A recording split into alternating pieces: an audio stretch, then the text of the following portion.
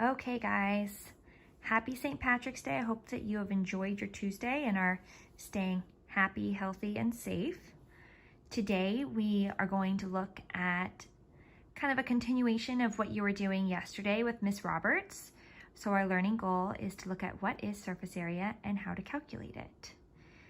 If you don't already have a pen or pencil and a piece of paper out, you should pause now and go ahead and grab that. If not, we are going to move right along to our warm-up. Okay? So today's warm-up, we're going to be looking at the area of a weird shape. So we're going to find the area of the shape below. We can see that along the top, it's 8 centimeters. Along the side, it's 4 centimeters. And the bottom part, it's 12 centimeters. So right now, I'd like you to pause the video and go ahead and come up with what you think the area is. And then in a moment, we'll come back together and go over it.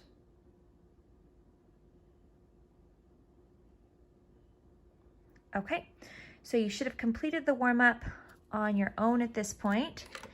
And now we're gonna go ahead and look at it together. So I drew a dotted line here to help me break up the shape into 2 different parts. So I'm going to look at the rectangle part first because I think it's a little bit easier to find the area of a rectangle than the area of a triangle. So the area of this rectangle is 8 centimeters by 4 centimeters. So we're just going to go ahead and do 8 times 4 equals, and 8 times 4 is 32.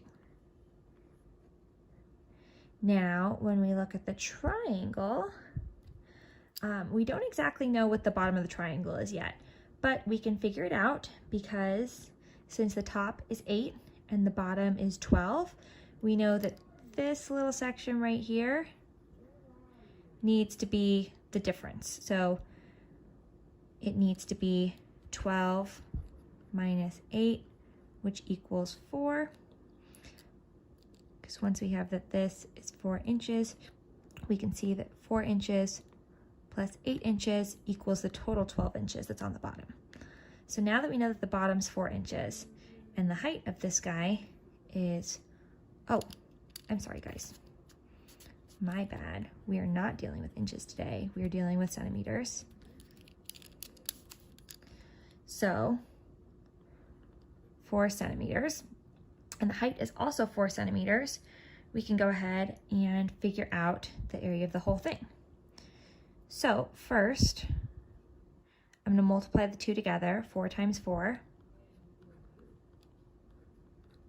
And that's going to give me 16. But if that was all we did, we would have the area of this whole square right here, which is not what we want. We only want the triangle. So we're going to divide 16 by 2 and get 8. So we have 8 centimeters in here, and we have 32 centimeters in here. So the area of the whole thing is 32 plus 8 equals 40 square centimeters. Okay, awesome. So now that we've finished our warm-up, we're going to move on to taking some notes because today, as we said in our learning goal, we're going to learn about surface area. So first we have to define what surface area is so that we can know what we're calculating. So right now, on a piece of paper, you should be pausing the video right now and going ahead and drawing out this graphic organizer on your piece of paper. We've done it a few times in class, so it should look kind of familiar. We're taking notes on surface area, so we need 4 boxes, 1 for the definition, 1 for characteristics, 1 for examples, and 1 for non-examples. So if you haven't already paused, go ahead and do that. And when you're done, come on back. Okay, so we should all have this graphic organizer on our piece of paper right now, and we're going to fill it out together. So first we're going to look at the definition of surface area.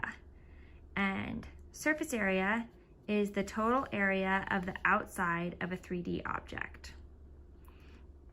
And that sounds a little bit tricky, but I like to think of it as kind of like how much wrapping paper would I need if I just covered the outsides, or just thinking about all of the different sides of an object and the area that's on the outside of it or the surface of it. And at any point during this, you can go ahead and pause your video so that you can slow down and copy as you need, because I've already written this out, but I know that you guys haven't. So the characteristics of surface area is that it's the sum of the area of all of its sides, or it's the area if you flattened out an object.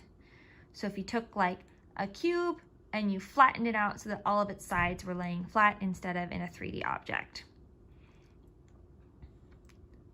An example is this cube here, which is 2 inches by 2 inches, and then it's 2 inches back. So I went ahead and flattened out it for us. So a cube has 6 sides, kind of the 4 sides that would go around it, and then the top and bottom. So if we think of this as the top and this is the bottom, and then these are the 4 sides that go around it, that's kind of like the cube flattened out. So we're gonna go ahead and find the area together.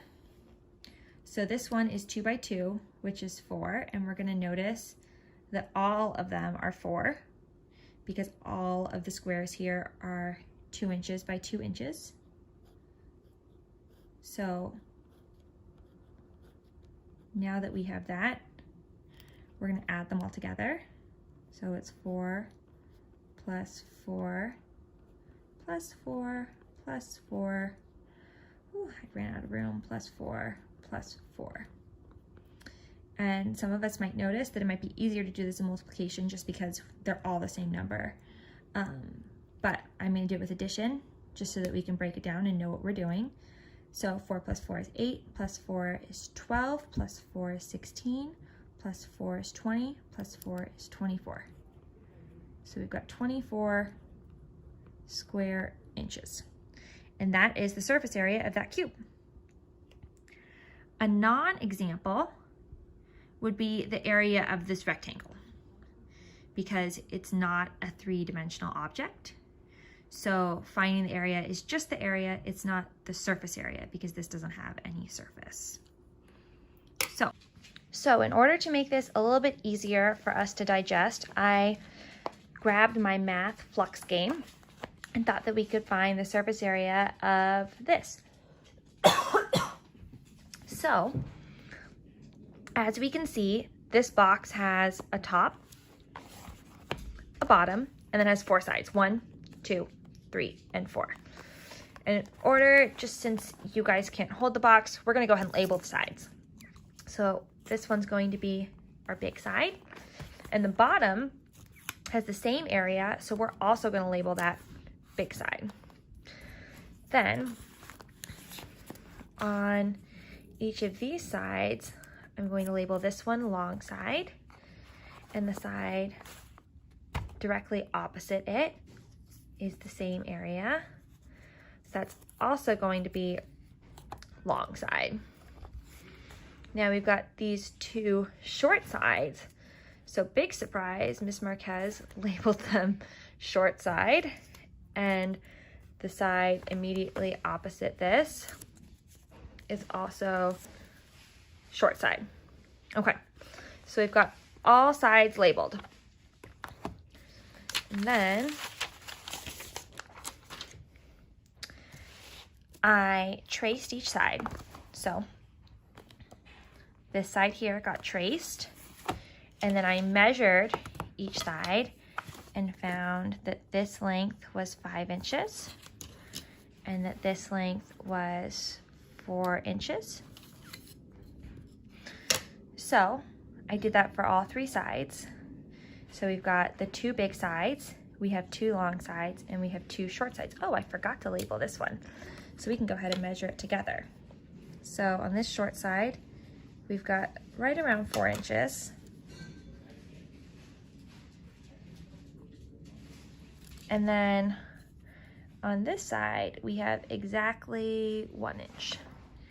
And I am rounding just a little bit so that we don't have to multiply any fractions of inches. Okay. So for the big side, we're gonna go ahead and figure out the area. And if we've got 4 inches by 5 inches, that's 4 times 5 equals 20. For the long side, we have 5 inches by 1 inch, which is super easy math. 5 times 1 equals 5. And then for our short side, we have 1 inch by 4 inch, sorry. There we go. 1 by 4 equals 4. So if we have 2 big sides, means that our total surface area